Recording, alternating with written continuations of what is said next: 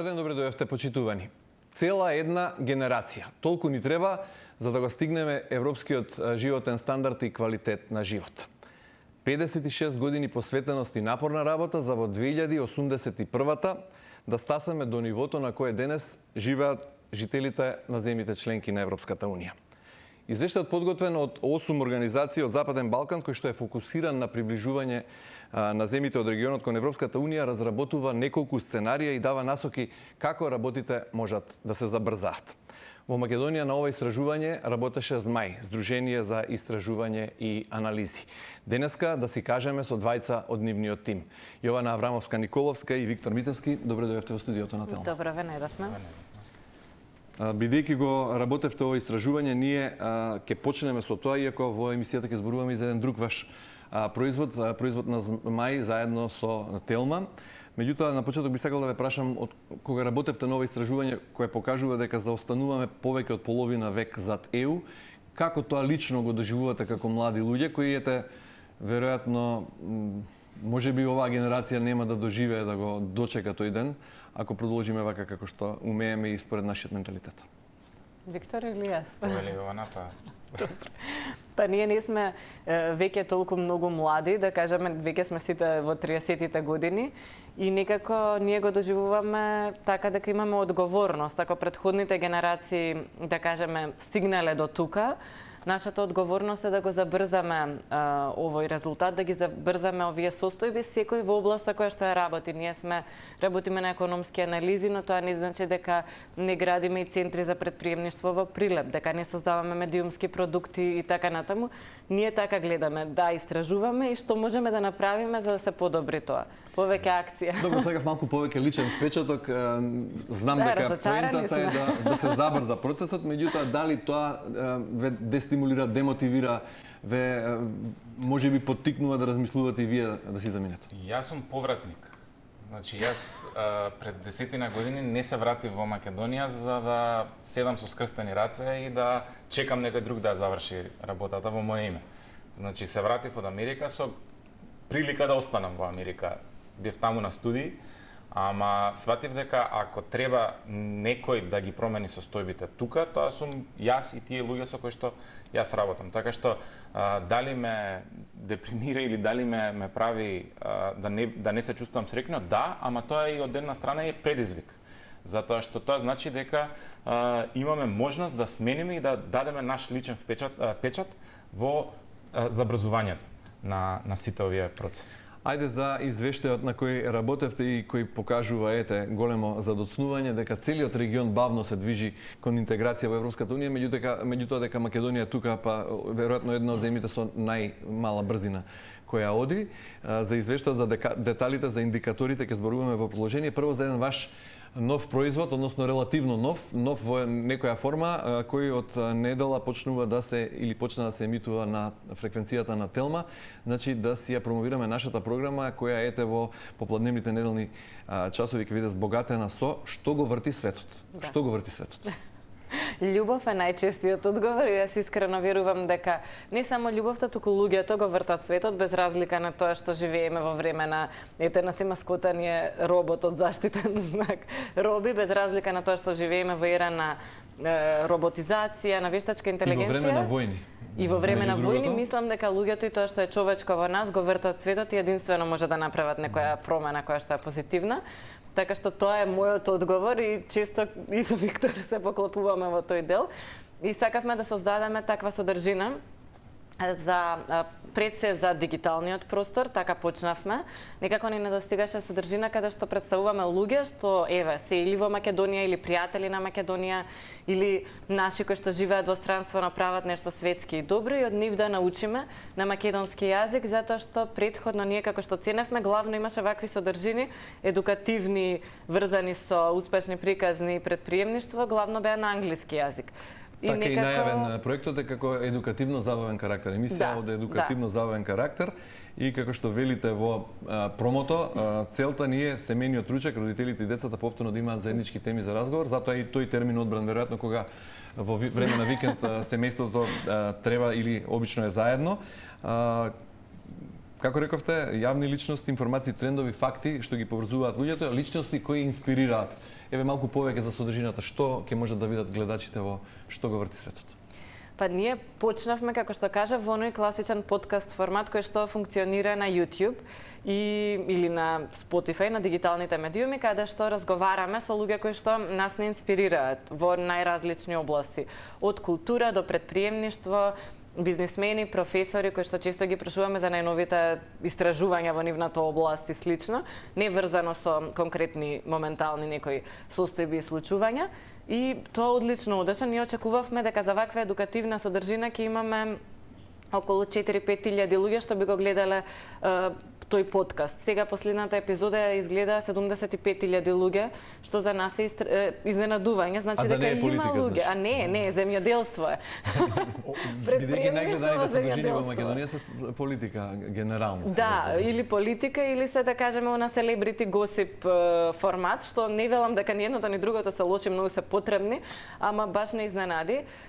Така што тоа продолжува со тоа што во телевизискиот формат, затоа што телевизијата бара малку поголема динамика, вклучуваме и светски вести и информации, дел ги пренесувам јас, дел ги пренесува роботчето Роби, тој гледа што се случува во некои интересни точки на светот и од таму пренесува информации, пример, не знам, каде живее најстарата ајкула, не знам каде се наоѓа, што се случува со цените на становите, на пример во Португалија. Значи Роби е ководител, ти помага тебе во сега, водителскиот сегмент. На некој начин.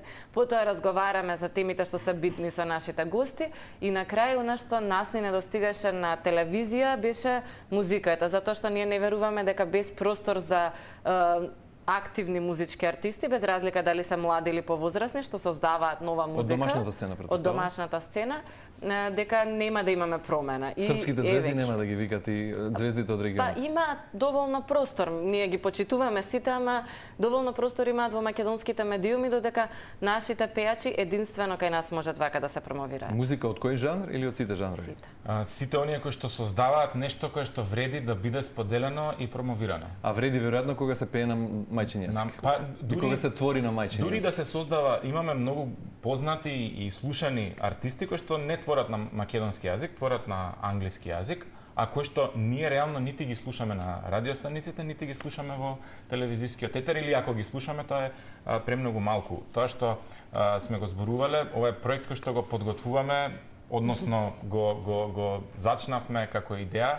Нормално иницијативата дојде од Јована уште пред 4 години, и кога почнавме да зборуваме за оваа тема, рековме ајде да дадеме простор за новите херои, хероите на новото време, затоа што кај нас некако имаме на сцената чувство... доминираат антихерои. Ете така. Значи имаме чувство дека, а притоа, бидејќи сме работеле со млади предприемачи, сме работеле не само во Скопје, сме работеле во помали средини, сваќаме дека такви херои постојат во локалните заедници. Ајде да ги извлечеме од локалните заедници. Ова е огромен успех, огромна благодарност до подготвеноста на Телма да ни отстапи и одличен термин, но и простор да можеме една дигитална содржина да донесеме на национален медиум со кој што се поклопуваме и со размислување и со ставот. И ова е на некој начин обратен тренд. Во време кога мигрираат содржините од телевизија кон YouTube, подкасти, вие од подкаст се враќате на телевизија? Да, ама јас сум телевизиско дете и кога разговаравме, свативме дека сепак телевизијата има стандард што може да се објавува. И наша е честа да добиеме термин на телевизија, значи сме направиле нешто што е вредно не само за интернет, туку и за медиум каде што многу детално се гледа што нели може да излезе и во каков формат. И затоа сакавме да размислиме со кого да го споделиме овој термин. Ние го споделуваме со вакви луѓе и со нашите музичари, прекрасни се. Вчера снимавме со Ана Петановска и Лара и со бендот на Ана Петановска. Толку беа добри. Мислам дека целата екипа беше воодушевена од тоа како тие во живо интерпретираа песни. И прекрасно е да може нешто такво да се слушне и да се осетиме горди, затоа што ваквите истражувања некогаш ни прават да заборавиме колку сме талентирани. Може во следниот извештај треба и тоа да го мериме. Талент по глава на жител. Добро, значи Лара и Ана Петановски во недела? Во недела ќе одаде Дупер, претходно ги уште кратко околу следна првата наредна епизода, таа што доаѓа во недела на 26 октомври во 17 часот и 15 минути, кусо околу содржината и потоа да зборуваме за помалку убавите нешта. зборуваме за најразлични вести и информации. Тие нема да навлегувам, нека си ги видат во недела на Телма за прв пат. Интересно ни беше, например, колку луѓе се чувствуваат поврзано во такви парасоцијални врски со омилените инфлуенсери. Има такви истражувања кои што го споделуваме. Понатаму разговараме со жена која што работи со бизнис ангели, бизниси кои што инвестираат во нови идеи, без при тоа да имаат удел во истите. Значи, поддржуваат стартапи, иновации и слично. И на крај ќе ги слушаме дупери, ќе го најавиме нивниот концерт. Навистина беа прекрасни, така што нека не гледаат во недела во 5:15. Ете така, од сега што го врти светот секоја недела во 17:15 на Телма со Јована. Виктор, што точно значи дека Македонија 56 години заостанува зад Европската Унија? Извештај што го споделивте пред 1 или 2 дена на пресконференција, како е пресметано тоа? Кои се главните индикатори кои покажуваат овој јас? Така. Значи, ова е истражување кое што навистина се вложивме многу сите овие изминати 10 на 12 месеци, заедно со 7 други партнерски организации. Како е стигнато до овие бројки? Значи, прво направивме една прилично обемна листа на 40 индикатори од 8 различни области. Што правиме со тие индикатори? Ги земаме индикаторите, го гледаме трендот и како сме растеле или сме назадувале, сме паѓале во секој од овие индикатори во последните 5 години.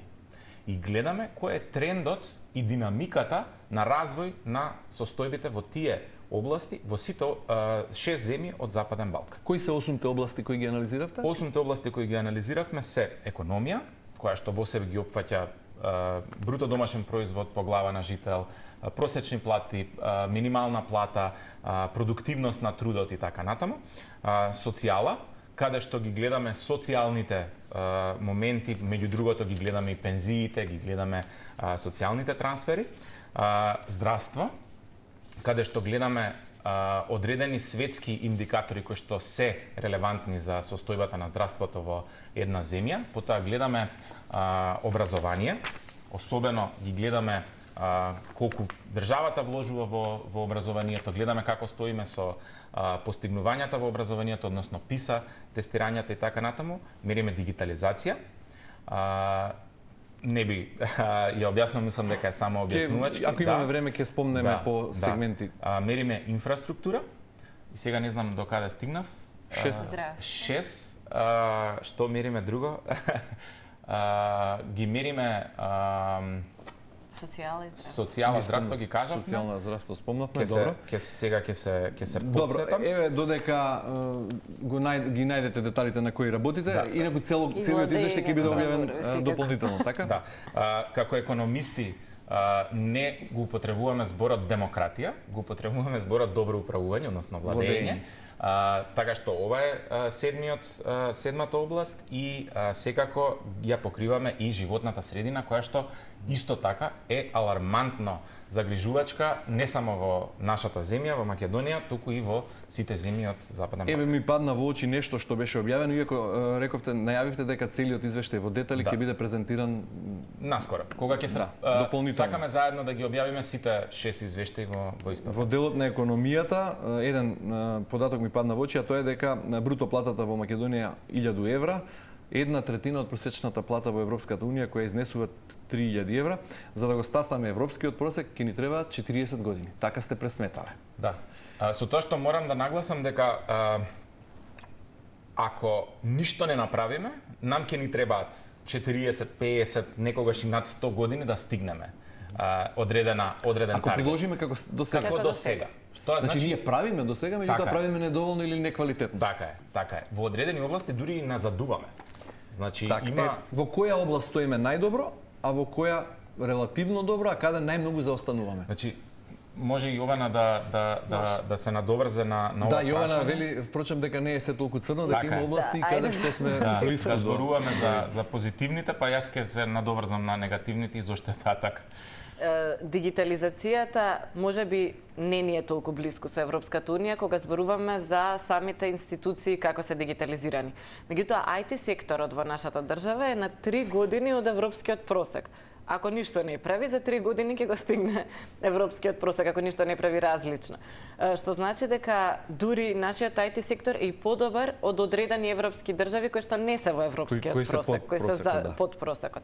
Така што за мене беше тоа искрено не беше изненадување, меѓутоа е многу позитивен импулс, што значи дека ние кога го искористиме овој кадар, лесно институциите ќе ги дигитализираме. Тоа е едната работа која што за мене беше позитивен исход од извештајот. Друго, она што не изненади е во здравството, велиме дека 7 години сме зад ЕУ. Тука е затоа што ние, како што кажа Виктор, гледаме индикатори. Број на легла по човек, достапност до центри и така натаму. И смртност кај новороденчиња е една од работите кои што ги мериме.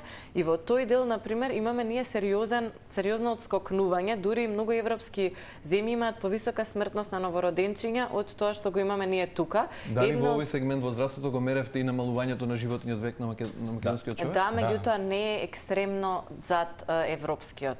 Тоа е значи трендот на намалување на животниот век е присутен и во Европската унија? Во унија? одредени европски држави, не во сите. Таму сепак во оние кои што се подобри економии се унапредува и се продолжува животниот век. Ние треба да се стремиме да го продолжиме животниот век. Она што не го меревме затоа што е многу тешко мерливо е квалитетот на таа услуга што ја добиваме во здравството и тука дефинитивно мора да се подобруваме. Меѓутоа гледаме дека има тенденција на рушење на јавното здравство дури и кај европските држави, нешто што се надеваме дека кај нас нема да се случи. И гледаме дека, да кажеме, во делот кај новороденчињата има многу честа пракса, се почеста пракса во Европа на домашни пораѓаи и така натаму. Односно, здравствените установи не ги даваат одредени услови кои што се уште се даваат кај нас и тоа влијае, да кажеме, позитивно. Така што во здравството има многу црни статистики кај нас, меѓутоа сепак можеме да направиме брза промена ако сакаме. Бидејќи и другите се лоши веројатно во овој дел, па затоа не стоиме толку лоши. Кога се споредуваме. Да, ама значи дека можеме да бидеме и подобри. Замислете за 10 години. Здравството, например, само ова да го додадам, не изненади, ама од друга страна и не освести за некои работи. Ние во нашето општество многу често зборуваме само за негативните работи, а забораваме дека ние сепак имаме систем. И ако не го градиме системот, ако не му дадеме шанса на системот, ние само го рушиме истиот. Така што ова е една претпоставка, научно не можеме да ја докажеме, ама ова е моја и наша, можам да кажам, лична претпоставка дека можеби и системски некој сака да гради слика дека јавното здравство не е добро. Проблемот во нашето јавно здравство, без разлика што имаме доволно болнички кревети по глава на жител, е распространетоста на тие болнички кревети. Концентрираноста на тие болнички кревети во одредени центри и тоа што секогаш го кажуваме дека ги препраќаме пациентите во клиничкиот центар. Може под еден наслов ова да го сведеме на лоша организација? Така е. Менеджмент. Јас тоа го кажав и можеби е флоскула, да, ама е и од аспект на политичка волја. Го кажав и на конференцијата тоа. Македонија пред 10 години беше светски лидер во смртност на доенчиња. Значи ние за 10 години од лидер негативен стануваме пример и за некој кој што е далеку пред нас. Што се случи?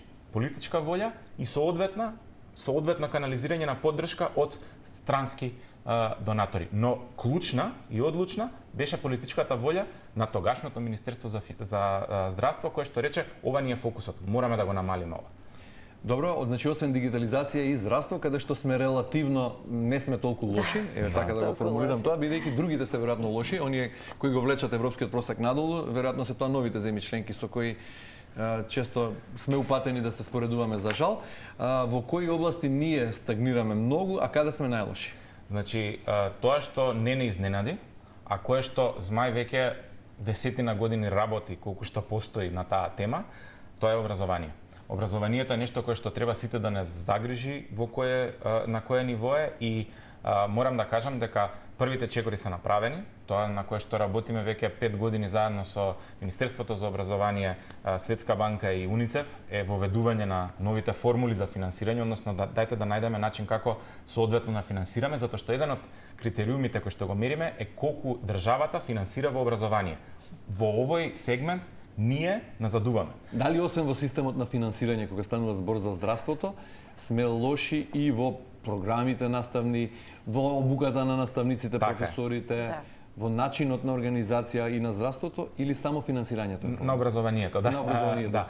Тоа се рефлектира на англиски се кажуваат learning outcomes или постигнување од учење на македонски. Тоа се гледа и по успесите кои што ги постигнуваме. PISA тестирањето покажува дека ние не одиме напред, односно одиме назадуваме во дел од областите, иако во јавноста се сакаше малце поинаку да се објасни што е PISA тестирање. PISA тестирање е стандардизирано тестирање на OECD, кое што се спроведува во целиот свет.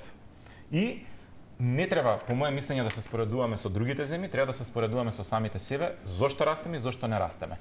Во извештајот, меѓу другото, предлагате оптимизација на училиште и фокус на резултати. Да. Дали јавноста, македонскиот човек, менталитетот, генерално општеството во кое живееме е на цивилизацијско ниво подготвено за да поддржи такви реформи кои не секогаш се популарни?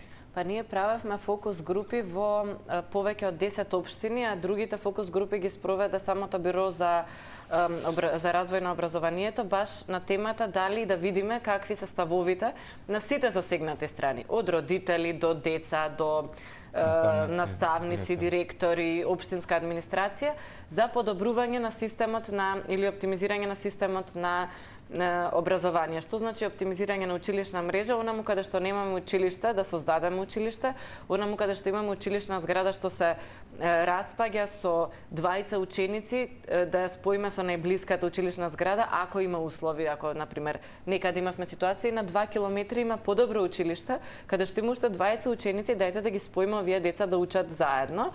И гледаме дека последиците од тоа што се запоставувало овој проблем ги гледаат апсолутно сите. Ние имавме родителка од едно село кое што дојде и рече: моето дете беше само во прво оделение и јас само одлучив дека ќе го носам секој ден до најблискиот град. Сега подобро би било ако државата ја организира за нејзиното дете превоз, го носи во првото село веднаш до нив, значи каде што и пешки може да се стигне, и детето си добие соодветно образование. Ова го нуди тоа и гледаме дека веќе луѓето се многу свесни што им се случува. Но предлогот не е да се затвори училиште или зграда која што државата ја има, да се пропушти. Во подобрите земји каде што овие процеси подобро се прават, гледаме примери на пренамена на дел од овие згради во нешто што на заедницата е потребно. Од детски градинки имавме тоа и во наше село пример и се останат. Кога ќе погледнеме во огледалото, а ова извештај е своевидно огледало на тоа каде сме и што треба да правиме, велите здравството, образованието не ви изненади колку сме лоши, меѓутоа таму оценувате, давате оценка дека се влошуваме на некој начин и во делот на сегментот во сферата на животната средина. Зошто е тоа така? Немаме време да навлегуваме во сите сфери во детали, меѓутоа еве накусо зошто сме и очајни во животната средина. Мислам, сите знаеме зошто, меѓутоа кои се тие индикатори кои кај вас тоа го докажуваат? Значи PM10, PM2,5 честички се еден од тие услови, со тоа што не сме единствени каде што заостануваме во тој сегмент. Не треба тоа да не гордее или да се споредуваме, треба пред се да се споредуваме со самите себе, но тоа што исто така е значајно е користењето, односно интензивното користење на фосилните горива. Една од работите која што треба јасно да ја пратиме, особено кон системот е, ако сакаме да направиме нешто добро за нашето општество, државата треба да биде пример за тоа.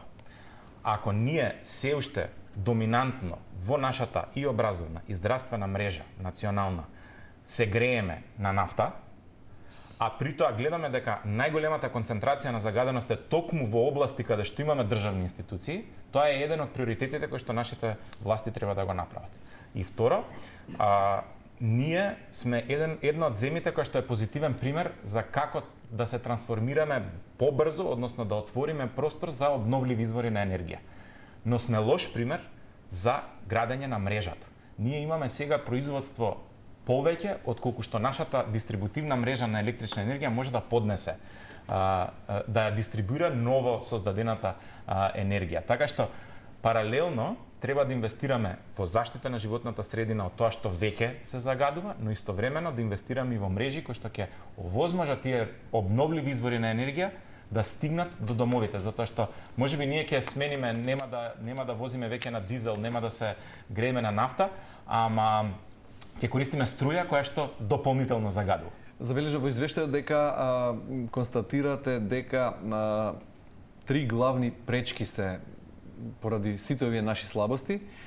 Генерално, кога зборуваме по сегменти, уште податокот дека во делот на инфраструктурата, например, сите земји од регионот, и Црна Гора, Албанија, Србија, сите кои се мерени од Западен Балкан, 100 години се зад кога станува збор за инфраструктурата, и тука, како што рековте, не станува збор само за патишта, за патната инфраструктура, туку за телекомуникацијска, енергетска и секако вид на друга поврзаност. И се е ова вака поради три главни пречки, како што вие ги идентификувате: недоволно посветеност за целосно спроведување на правната рамка, односно корупцијата и непредвидливоста, ниската продуктивност и вештините, она во делот на образование, и доцнењето на јавните проекти. Да. И кои мерки ги давате како можни за подобрување на состојбата, односно за да го забрзаме темпото на придвижување кон неу, да не ни требаат 56 години, туку малку побрзо да се движиме, и ако успееме да стасаме за половина, да го изодиме тој пат. Така е, ако сме добри во дигитализација, дигитализацијата е многу добра алатка за да се поместат овие состојби.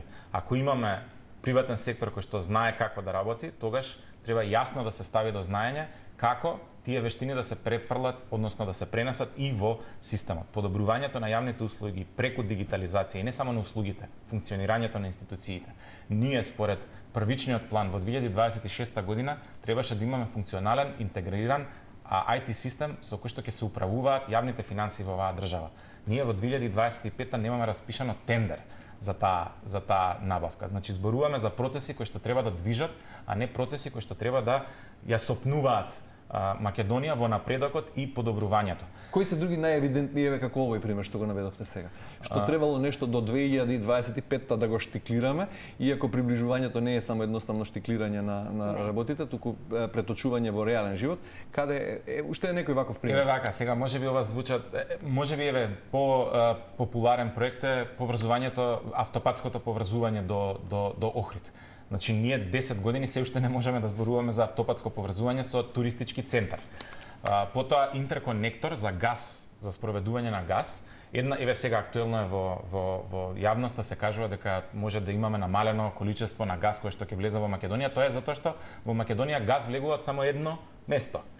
Ако имаме ние алтернатива и Македонија стане дел од меѓународен коридор преку кој што ќе се носи алтернативен газ, тогаш и цените на газ ќе бидат многу пониски автоматски и многу подостапни не само за големите индустријски капацитети, туку и за луѓето. Значи, интерконекторот со Грција е нешто кое што е позитивно дека почна, но ние реално денеска требаше веќе да зборуваме за завршување на тој проект, а не да зборуваме пред неколку месеци за фрлање на првата лопата, односно започнување на градење. Еве, во екот сме на изборна кампања за локални избори. Слушнавте ли некој од кандидатите или од централната власт некој да каже, кога станува збор повторно да ве вратам на животната средина на таа област, дека ќе го реши проблемот со депото на Линданот кое е стационирано во Охрид толку години, или да речеме ќе го заштити изворот Рашче од можно загадување поради депонијата на Југохром, или ние зборуваме за кандидатите ветуваат дека ќе го исчистат градот, нешто што се подразбира и не треба да биде зборувано кога станува збор за општество на ова цивилизацијско ниво. 2025 сме сепак, не треба да зборуваме за празнење на контейнери, треба веројатно ветувањата да бидат други, меѓутоа се во ова зборува дека реално сме многу назад, можеби и повеќе од 56 години. Од тројца говорници на панелот, сега кога го имавме, тројцата зборуваа за капацитетите на институциите и дека ако тоа се смени, тоа е првиот чекор кон подобрување на системот. Меѓутоа, ние мораме да направиме редовност. Ако се собира отпадот, тоа не треба да зависи од тоа дали кој ќе биде градоначалник. Треба да има систем кој што функционира и во време на избори, пред избори, после избори, иако е градоначалник, не знам, од СДСМ, од ВМРО, од Ева Левица, стига се во трката. Кој да дојде на власт, не треба ние да се прашуваме дали ќе биде отпадот среден. Туку треба да се прашуваме за вакви клучни прашања, што е нешто ново што може да се додаде. Во оваа кампања, покрај тоа што нели слушнавме многу ветувања, кампањата почна со палење на отпад, што не стави во една позиција на страф. Другиот дел од кампањата се случува во полни контейнери, што уште не држи во тоа, дајте ни го минимумот, барем да не се палат депониите и барем да се собере отпадот. Сметаме дека мораме да се тргнеме од тој наратив и дека мора секоја институција да си ја врши работата. Но она што е добро е дека во секоја институција постојат луѓе, без разлика во кој период дошли, кој бил министер кога дошле или како и да, Постојат квалитетни луѓе и тие треба да се искористат од сите влади и од сите локални власти. Може ли само 10 секунди една порака до младите и до оние кои што не се задоволни? Не сме стасни до пораките, ќе имате можност на крај, меѓутоа ама не се задоволни од тоа во општеството или во општината во која што живеат. Мислам дека апатијата во општеството придонесе успешните, паметните да се повлечат и да си ја работат работата во својата комфортна зона или, ако најдат прилика, да излезат од државата. Мислам дека е дојдено време кога, прво, сите оние кои што имаат било какво чувство кон оваа земја, треба да размислуваат како да ја помогнат на оваа земја, независно каде и да се. А второ, оние кои што се решиле да се вратат или се уште тука, треба сериозно да се заангажираат и да бидат проактивни во решавањето на проблемите. Затоа што проблемот, системот, ако е воден од неодговорни луѓе, нема да го реши. Системот може да се реши само ако одговорни луѓе бидат поставени на одговорни позиции. Овој период од 56 години е предолг и во ситуација кога нештата би биле, условно кажано, како во некој научно-фантастичен филм, замрзнати таму во Европската унија. Прашање кое често пати си го поставам и самиот кога се шетам некаде во некоја европска метропола, си велам колку време би ни требало нам за да стасаме до ова ниво, да изгледаме вака, Скопје, например, мојот град да изгледа вака, при тоа ова тука нешто да се замрзне, а да не напредуваат и тие така. Овие се сите анализи правени со тоа дека и Европската унија ќе си оди напред како што си оди. Во извештајот разработувате 5 сценарија можни на движења, на динамика со која би се движеле. Првото сценарио е статус кво, второто сценарио е ЕУ членство веднаш, пристап до буџетот на ЕУ е третото сценарио, четвртото сценарио е пристап до ЕУ пазарот и петото се институционални реформи. Нема да ве прашам кое сценарио е најповолно, бидејќи членство во ЕУ веднаш е второто најповолно, меѓутоа што покажуваат симулациите, кои од овие што се пореални сценарија е најоптимално за Македонија и како можеме да стасаме до тоа? Значи, пристапувањето и доближувањето до Европската унија историски гледано се случувало најбрзо од кога земите членки влегувале во Европската унија. Што значи дека второто сценарио де факто е нешто кое што навистина може да придонесе, но не во секоја област. Постигнувањето на стандардот за живење и социјалните политики се тие кои што не само што ќе се преполоват, значи можат и 10-кратно да се намали нивната динамика за наше спојување со стандардот на Европската унија. Но во областите како образование и здравство и инфраструктура, важни се институционалните капацитети за кои што зборуваме, за да имаме можност да абсорбираме, односно да ги прифатиме тие пари кои што ќе влезат кај нас. Велите, искуството покажува дека земјите најбрзо напредуваат по влезот на одредена земја во членство, во полноправно членство. Од тој аспект и од нас се што го измеривте тука, дали ни требаат повеќе пари од Европската унија и поттик како земја членка, или пак ни требаат повеќе фокусираност и реформи дома? Каде сме ние послаби поранли? Двете можат да помогнат. Меѓутоа, од она што го гледавме, каде се наоѓала Македонија, да кажеме, во однос на Бугарија и Романија, кога го почнале процесот на преговори, кога влегле во Европска унија, гледаме дека сме биле на исто ниво. По влезот, тие се многу напред. Пробавме да ги споредиме и финансиите кои што ги добиваат, односно самото финансирање што Европската унија го дава во државите, тоа е многу пати поголемо во овие држави во однос на нас. Па на овој начин, ако ние не ги отвориме европските фондови повеќе кон Западниот Балкан, практично со ова Европската унија го зголемува јазот помеѓу нас и земјите кои што се, да кажеме, последните понови членки на Европската унија. Ако сме биле на исто ниво, тие сега одат многу напред. Една од работите која што Европската унија може да ја направи за да го намали овој јаз, да ние да бидеме и поподготвени кога и да влеземе во Европска унија, е отварањето на така наречени кохезиони фондови кои ги користат овие држави.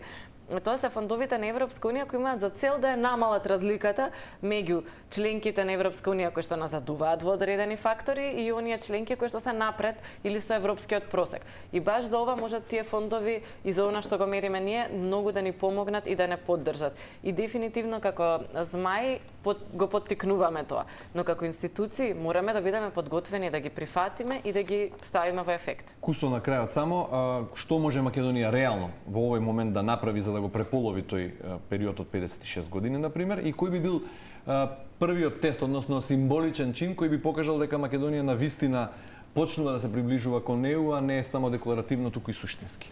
Кусо само мораме да завршиме. Во моментот кога граѓаните ќе го почувствуваат бенефитот од ова за кое што зборуваме, значи кога ќе се зголеми животниот стандард, платите, услови за зголемување на платите, тука зборуваме и за минималната и за просечната плата, тогаш ќе можеме да кажеме дека сме го поминале првиот тест на тоа каде сме и што можеме да направиме. А за да се создаде тоа, ние треба да работиме на градење и на економија и на општество, затоа што главниот проблем со кој што ќе се соочуваме во следните години е немањето на човечки капитал, односно луѓе во нашата земја, затоа што гледаме дека нас ни се намалува работната сила. А кога ви се намалува работна сила, вие треба да инвестирате во технологија. Значи прв таргет платите. Да. Да, и пензиите. Јована Аврамовска-Николовска и Виктор Митевски, ви благодарам многу за гостувањето во денешното издание на Да си кажеме. Благодариме на поканата. Почитувани, тука е крајот на ова издание. Останете на истата фреквенција, имајте убав ден.